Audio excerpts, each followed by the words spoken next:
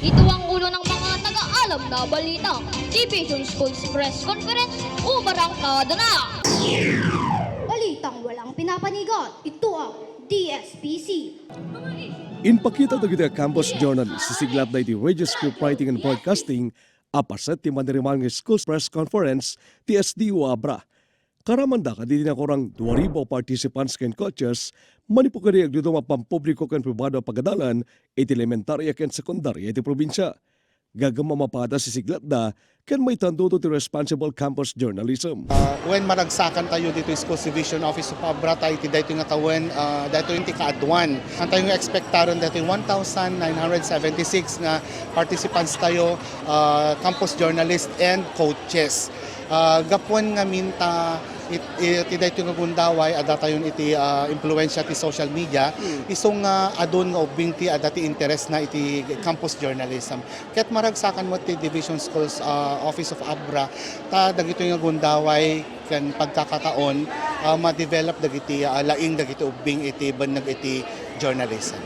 Nagduduma kategorya iti babaen ti English ken Filipino di paglalabanda kasi ti feature writing, science and technology writing, editorial writing, copy reading and headline writing, radio script writing and broadcasting, online publishing, TV script writing and broadcasting, karaman di photojournalism, news writing, column writing, editorial cartooning, sports writing ken ti collaborative publishing.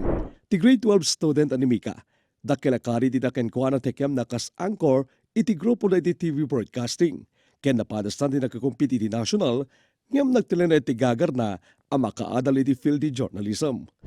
First and foremost, since Shakti agmaster ti script writing, syempre in master mi umuna ti script writing, and then of course DJ pa nagbigkas mi ti words on how we deliver them. Kan of course sir, DJ visuals mi, DJ talaga ti tinutukon mi tatta nga year sir, kasi iso ti mo singa kurang mi di last year.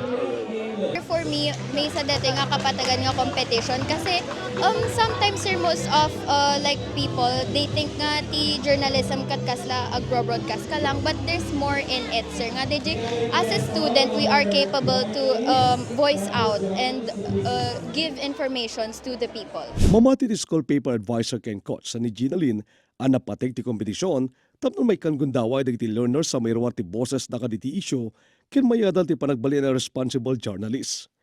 Kanain kong ibagbaga ti students nga this is actually the bastion no ultimate battle of wits, of the skills of the students, kasi parang this is a combination of the skills together. Now, there is research in campus journalism, there is science in campus journalism, there is art in campus journalism. Isong nga napatag-unay daytoy to encourage learners to voice out not only their opinions, but they should learn how to base and anchor their opinions on truth, on relevant matters and important matters in the community. Napatagday ito'y tama ikan dagiti estudyante ti opportunity and chance to develop their skills in communication, whether it's written or public speaking, and at the same time kat maibaga nga we can actually learn from them also. Kasi dagiti thoughts, dagiti ubing kat they matter too. Ita panawen ti digital age, na ipagurong-gurong ti panagusar ti AI responsibly ken moderately. Dagiti mga bakit ti division level, ti mangibagi ti probinsya para iti Regional Schools Press Conference ang maangay ti probinsya into March 10 to 13, 2026. Archie Lorenzo, Balitang Solid North.